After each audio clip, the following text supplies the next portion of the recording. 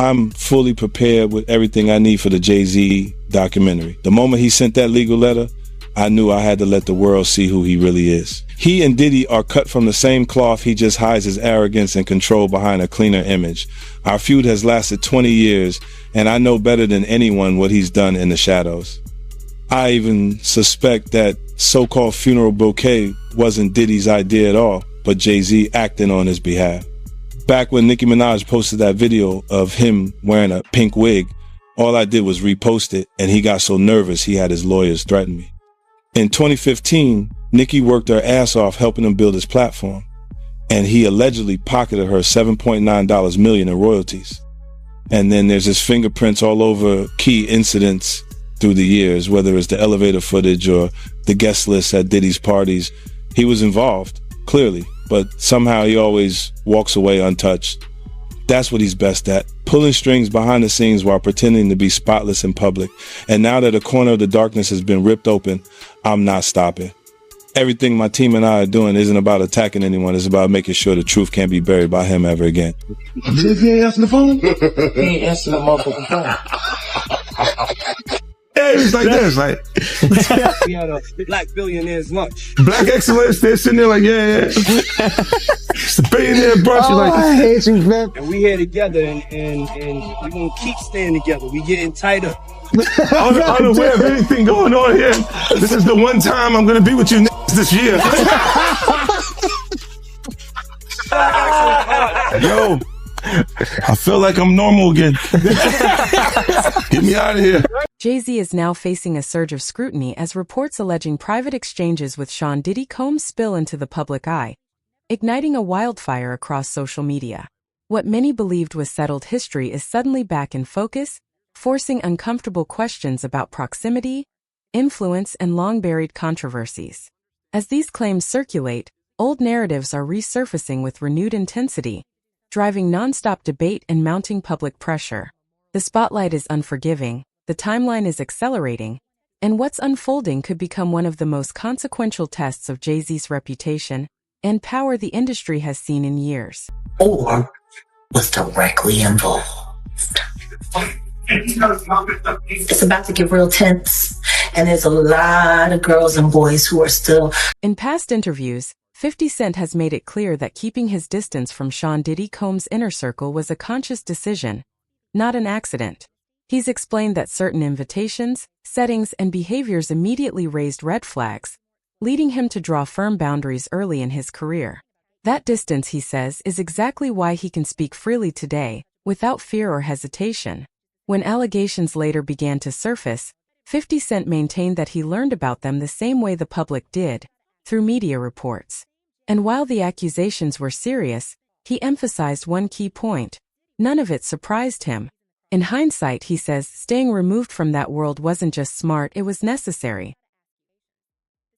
Wright explained that Jay Z is worse than Diddy. She explained how Jay Z has done worse things than what Diddy did to Cassie to other females. And she said that she has the scars to prove it. She alleged that at one time Jay Z attacked her and got it on film like Diddy did. And she alleged that this is why Jay Z is totally pulling away from Diddy and you don't see him around. And it's been alleged for quite a while that Jay Z is pulling away from Diddy because he doesn't want himself caught in the crossfire. I mean, you even have 50 Cent at this point talking about how Jay Z is in hiding while this whole Diddy thing blows over. And you even have these accusations of Jay Z being responsible for what happened to Cassie White. So I'm going to go ahead and roll you guys this clip of everything that Jag had to say about Jay Z being worse than Diddy. And you guys let me know what you guys think about all this in the comments. Sean Carter is just as bad as the diddler. And I know that for a fact. I got the scars to prove it. You want to know what a box cutter feels like going into your skin and ripping you? I can tell you how it feels.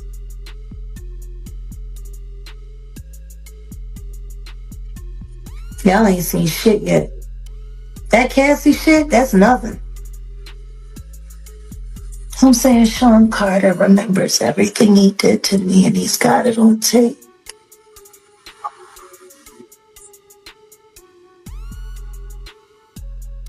Just like Diddy.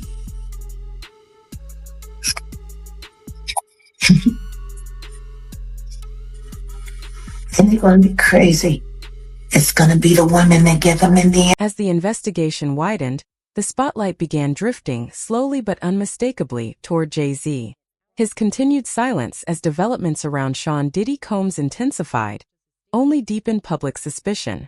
What might have once seemed like strategic restraint quickly turned into a source of intrigue, with critics questioning whether his team was quietly preparing for potential fallout behind the scenes. Even without formal action, the sense of damage already taking shape became hard to ignore. Online speculation accelerated at breakneck speed.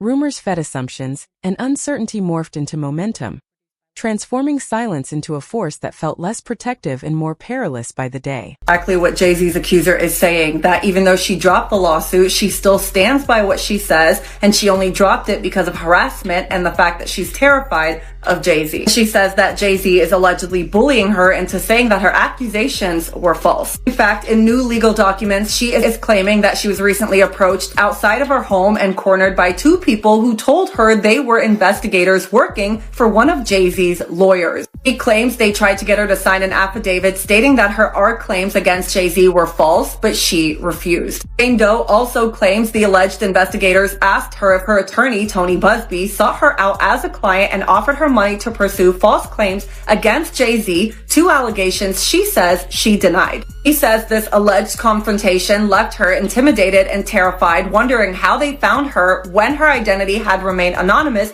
in media reports and legal proceedings. He also claims that her parents were approached by two investigators asking similar questions about Busby and her story. In the new documents, she reveals she decided to drop the claim because she was frightened by the reaction from Jay Z and his supporters. He says she feared she would be publicly outed and subjected to— Industry insiders have cautioned that even a single serious investigation could trigger shockwaves far beyond Sean Diddy Combs himself, potentially reaching anyone perceived as closely connected to him.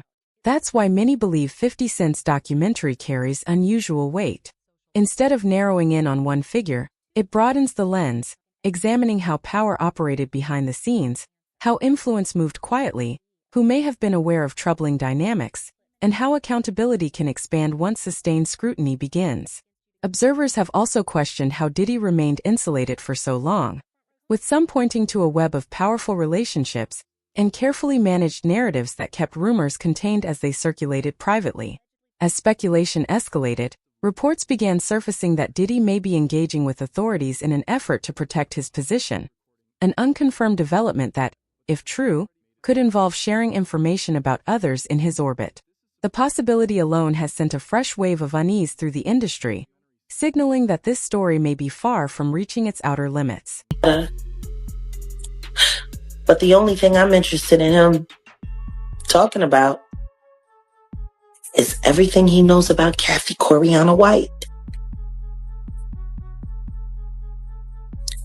See, I know you know what happened to Corey. Diddy, I know that. You and Jay Z down in Vegas in Tao with Claudia. Why don't you just talk about Kathy? That might help. That might help a lot. Kathy Coriana White, Jay Z's pregnant mistress, who died 24 hours after she announced that she was going public with their relationship and the baby. While he was married to Beyonce.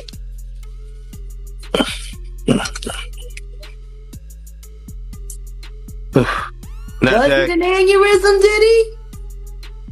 Or are you the one who paid the same coroner that you... With the documentary now officially released, it's clear this story isn't locked in the past. It's actively shaping what comes next. Each new revelation intensifies scrutiny on those who stayed silent, pulling Jay Z deeper into the conversation whether he responds or not. That attention carries real weight, largely because his history with Sean Diddy Combs spans decades, making claims of total distance harder for critics to accept. The tension escalated further when Gene Deal publicly challenged statements from Jay Z's legal team that minimized the relationship, arguing they conflicted with what many insiders say they witnessed firsthand. As timelines are re-examined and more voices step forward, the pressure continues to mount, turning once muted associations into unresolved questions that refuse to disappear. How close was Diddy and Jay Z? They was close enough that they wasn't playing basketball, they wasn't playing baseball, they wasn't playing football, and they wasn't playing hockey or soccer for Diddy to come on stage, pat him on his ass, and then make the statement to people in the world that can't nobody call me Sean but Jay Z. Now, I don't know what kind of statement, and I can't say, I wish I could say half a homo, but I know I can't say it, but I don't know what kind of half a homo that is, and you trying to say that you're not close to somebody. You coming on stage, patting them on their ass, and then you making a broad statement to the public, can't nobody call me Sean but Sean Carter. And I heard Jay Z said the same thing about them. But they were so close that they had matching white girls together. Because when they used to see each other, they used to say, yo, how your skinny white girl doing? He'd be like, yo, how your skinny white girl doing? So I guess that's a certain type of closeness. I ain't know anything about that, man. I ain't know about, Jay touching his, ass. I got to go see the video. I ain't hear about that. Come on, man. Everybody's seen that. 50 even pointed it out. Excuse me. When they was in ATL on stage. Remember when 50 bum rushed the stage with them? Yeah, I think I recall that.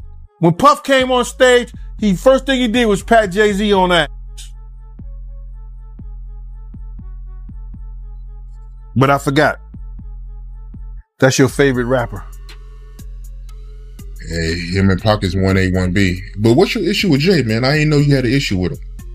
I'm never a fan of somebody. According to Gene Deal, the level of comfort and familiarity between Jay Z and Sean Diddy Combs spoke louder than any public statement ever could, signaling what he believes was a deeply rooted connection. One moment he often references occurred at a show in Atlanta, when Diddy invited Jay Z on stage. The ease between them, the chemistry, the lack of distance, was unmistakable and didn't go unnoticed by the crowd. That clip later resurfaced after 50 Cent brought it back into circulation, giving the moment renewed visibility online. When asked whether his comments stemmed from personal resentment, Gene dismissed the idea outright. He pointed to a past disagreement with Jay Z that briefly created tension, only for it to be brushed aside later without consequence. To Gene, that response was telling, an example of how individuals operating at the highest levels move through conflict differently, generating friction one moment and continuing forward untouched the next, within a world far removed from everyday reality. That's how these guys are, man. They'll cause situations and cause problems, and then they'll forget what they done because they on a whole nother atmosphere. You know what I'm saying? A lot of shit that he did, you got to understand, like now he'll say that they're kids because he's raising kids of his own. You understand? But how would you like it that if Blue Ivory, 15, 16 years old, 17, 18 years old, dating a nigga in his early 30s?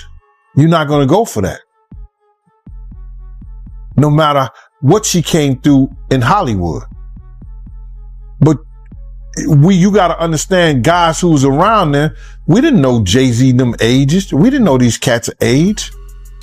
You know what I'm saying? They wasn't having no beards and nothing like that. They was wearing low cuts. You understand? Clean face. I would have never believed when Jay was coming around the block, scooping up the young girls and stuff like that he was 30 years old. If they 17, 18, 16 years old and they 22, you thinking they 22, 23, something like that, 24 years old? They mama and them need to check them. They daddy and them need to check them. But that's not that far off.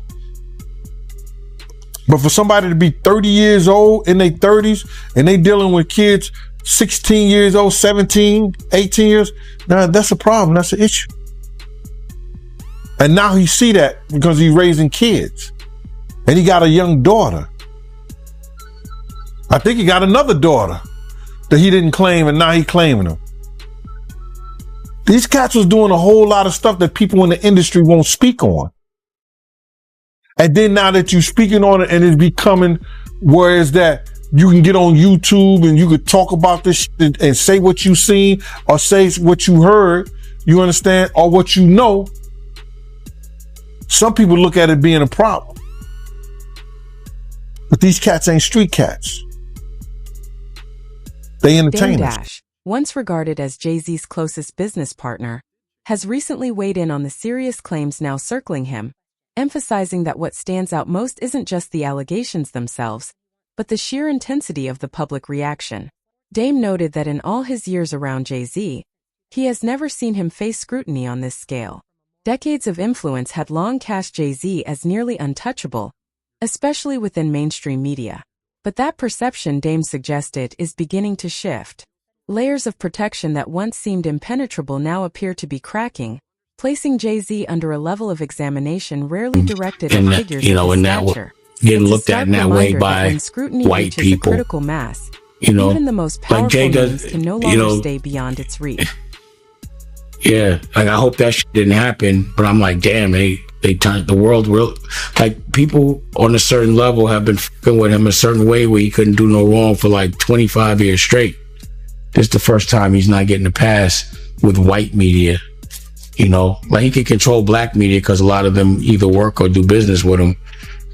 You know, but like, you know, Green Champs can't get him out of this one, and neither can Charlemagne, because you know, those are the guys that hold him down no matter what he do anyway.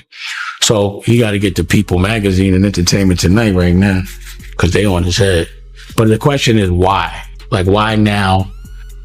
You know, because for me, I'd be like, yo, that's so ridiculous. Yo, take that to trial.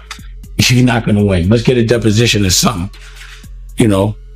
So I don't know why they on his head so much, pause.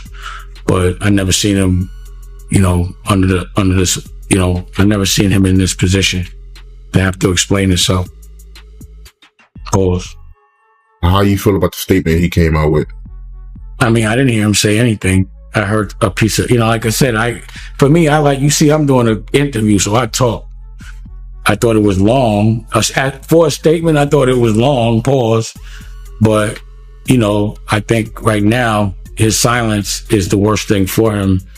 If he is innocent, he needs to let people ask him questions, and he needs to be able to say his side of the story. What struck Dame Dash most was seeing Jay Z in an unfamiliar position. Guarded, reactive, and under sustained pressure, a reality rarely witnessed throughout his career. For decades, Jay Z has largely avoided having to publicly explain himself, which makes the current level of scrutiny especially notable. At the same time, questions continue to surface about why 50 Cent appears so intent on challenging him, with the association surrounding Diddy alone failing to fully explain the tension. Tony Yeo offered deeper context, explaining that friction between 50 and Jay Z stretches back years, shaped by rivalry, shifting alliances, and fractured loyalty. Hip-hop has always thrived on competition. Egos clash, disputes emerge, but reconciliation is possible. Yeo pointed to a recent moment where 50 Cent shared the stage with Dr. Dre alongside Cameron, signaling that some long-standing issues had been set aside. Cameron himself has argued that Jay Z prioritizes business over culture, a view Yeo echoed, observing that Jay Z is often present at elite corporate gatherings while frequently absent from hip-hop moments that hold deeper meaning for artists like 50. That imbalance continues to fuel questions about priorities, alignment, and where loyalty ultimately resides. Like I don't think I would have said that he didn't know Puff at all or wasn't his friend.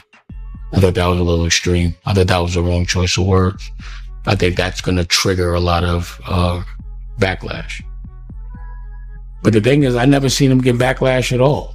So that's what I'm saying. Now he getting backlash. Like, when did you know Jay-Z to be on his heels other than when he got beat up in the elevator? But that was nothing. But I've never seen him under the fire ever. Not in a long time. Not like, I never seen people on his head like that, Paul. Ever. Yeah, this might be my first time seeing people come at him like this. Like I said, I didn't hear him say anything. Like, I'm not some white man speaking for another black man. Doesn't add up. It just doesn't work like that. Like, he doesn't know what to say on Jay's behalf. Jay would have to say that. So if he instructed him to say that, like, you don't even know if Jay told him to say that. He could have got off the stage and they was like, why'd you say that? He was like, I had to. You know, like, he probably said it because homeboy wouldn't. You know what I'm saying? So who knows? Like, I didn't hear him say anything. I haven't heard Jay say a word yet. Have you? Nah, I haven't heard him say anything. There it is. So y'all going by a piece of paper with words, don't get caught up in that. I have not heard him say one thing yet. You know? Until I see him speak, he hasn't spoke to me. That's why I said I don't think Yale has pointed to what he sees as a defining contrast between Jay Z and 50 Cent: distance versus accessibility. In Yeo's view, Jay Z operates at the highest levels of influence, while maintaining a noticeable separation from the culture that helped elevate him. By contrast, he says 50, despite holding comparable power, remains visible, engaged, and deeply loyal to the people who supported his rise. For Yeo, true success should never erase one's foundation, a principle he believes 50 continues to live by. One moment that stood out to him involved the Super Bowl halftime show, where reports suggested Jay Z was initially hesitant to include 50 Cent. According to Yeo, the situation shifted only after Eminem made it clear he wouldn't perform without him. To Yeo, that moment went beyond logistics or branding. It felt personal, revealing a quiet rivalry and long-standing tension that continued to shape the complex dynamic between two of hip-hop's most powerful figures. There was this one part where 50 was talking, and he was saying, yeah, when Yeo was locked up, every G-Unit show, we actually put aside the money. Bro, I told for him, and he had like a... He's like, Yeo had like $1 million. Right. I just told you when I came out of my building, I see the Statue of Liberty. Yeah. There was no way I was getting shot there. And this is what I kind of tell you is like, we was talking about stacks with the Porsche. 50's not going to let you say, get the Porsche. He going to say, let's get him out the hood first. You know, if the money's there, but the money has to be there for you to live like that. The money's there. 50 didn't have to do that. Rest in peace to Hervé from Interscope, because he always said to me, man, 50 do more for you than any artist, than anybody does for their artists, more than Jay Z. Over time, reports have suggested that the once close relationship between Jay Z and Sean Diddy Combs began to show signs of strain. Insiders have pointed to growing trust issues and uncertainty over where loyalties might fall if circumstances turned unfavorable. As pressure mounted, speculation intensified around possible behind-the-scenes maneuvering, fueled in part by public claims from Jaguar Wright, who has alleged that Jay Z played a role in Diddy's downfall, assertions that remain unproven and strongly disputed. Regardless of their accuracy, the moment highlights a broader reality at the highest levels of influence. Alliances are often conditional, loyalty can be fragile, and power dynamics can shift rapidly, sometimes without warning. He made a statement recently. He said that Jay Z loves money more than hip hop. And he pointed out that Jay Z performed at Tom Brady's Hall of Fame ceremony, but he didn't perform in any Hip Hop 50 events. I mean, Jay Z's on a whole nother level. Like, I mean, you know, he's like, but you know what I like about 50? 50's on a whole nother level, but he's still approachable. You still get to meet the people and you know, Jay got to remember the people that made him.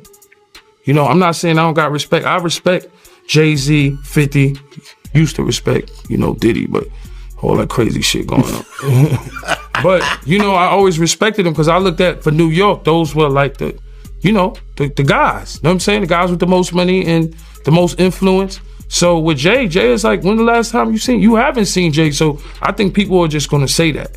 You know what I'm saying? But for me, I mean, Jay, you know, you got to remember, he didn't want 50 at the Super Bowl. That was crazy. I'm like, wait, Jay didn't want 50 at the Super Bowl? You didn't know that? Yeah, he didn't want... I remember Eminem pushed for it. That was some hater shit. Yeah, I remember Eminem was like, I'm not going to do it unless 50 does it. I heard that. Yeah, but I didn't know that Jay was trying to stop it. I don't think Jay... I don't know. 50 never told me that, but I don't think Jay wanted him there. I don't know. Because of what? Some of the... I mean, you know, it's competition. You got to think, 50 always been competition for Jay. Remember? I'm about $1. What the fuck is 50 Cent? That was a long time ago. That was what, Was that 9-9? But after that, they did a song together. Remember the whole, of course, but 50 was always competition for niggas. Then remember Jay said, yo, 50's coming. He told Siegel and them and Memphis Bleak and all them. Yeah. And come on, 50's like, he's on a whole nother level. You got to remember, he came after niggas. He came after Jay and Rockefeller. G-Unit came. And people might shit on G-Unit, but with Eminem, Dr. Dre, 50 Cent. Roger Bonds, Sean Diddy Combs' former head of security, has offered an insider perspective that adds another layer to the unfolding narrative. According to Bonds, while Jay Z and Sean Diddy Combs frequently crossed paths and appeared together publicly, he never viewed their relationship as genuinely close. From his vantage point, Bonds believed Diddy often overestimated the depth of that connection, revealing a sharp disconnect between perception and reality. His account serves as a reminder that at the highest levels of influence, public appearances and assumed alliances can create powerful illusions, ones that may obscure the true dynamics operating behind the scenes. He says to people, he goes into boardrooms and says to people, which I will never say, is he says, it's important for me to be a billionaire, because black people need to be billionaires. And why does specifically he, at that time, I've had this conversation with white money people when they go, it's important that Jay Z becomes a billionaire. And I go, why? And they said, because he wants to open up a casino. He wants to open up this. He should have an alcoholic brand. He needs to have a casino. He needs to have this. And you're like, why the fuck does anybody need a casino? Like another fucking casino money in this world. And it makes it very possible for people to launder money all day. Yeah. So like, why, even the fact that you want to become so powerful, then you're not saying because he needs to build schools for black people in black neighborhoods. It's because he wanted to build casinos for black people. For them to keep wasting their money and then for him to keep giving them overpriced merchandise. It's a rat trap. Yeah. All of it is. The sad part is that hip hop has now turned itself over to this greed machine and doesn't really. Those who moved within Sean Diddy Combs' inner circle have often remarked that he consistently went out of his way to publicly support Jay Z, offering visible backing that, in their view, was rarely returned. Over time, that pattern revealed a noticeable imbalance in their dynamic, highlighting how loyalty at the highest levels of influence can sometimes flow in only one direction. Beneath the polished public image, a quieter reality appeared to be taking shape, one that exposed subtle but meaningful disparities in how power, alignment, and reciprocity actually operated behind the Polished scenes. public perceptions. Why now? Why? Because he's the acceptable monster at this time, like R. Kelly was the last time I sat on this couch. So who's next? Y'all don't see the lineup? Yeah, we see the lineup. I'm just waiting to see who's next. Jay Z is setting Diddy up. Why is everyone having such a hard time? He ain't doing shit different. He lined up D. Haven, stole his life and identity. He lined up Big L, stole his life and identity.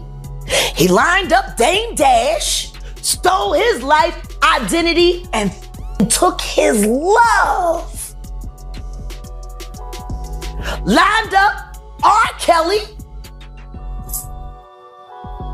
He wants to be the one. Yeah, shout out D. Haven. He actually hit us up, wanted to tell this story. You need to talk to D. Haven. Yeah, we need to talk to him. I told you that last From year his when perspective, Jay Z and Sean Diddy Combs were never the close allies the public believed them to be. While they moved within the same elite circles and benefited from shared access, influence, and opportunity, genuine loyalty between them appeared largely absent. Over time, those fractures became harder to ignore, slowly exposing a reality that the polished public image had concealed for years, one where proximity was mistaken for partnership and visibility for trust.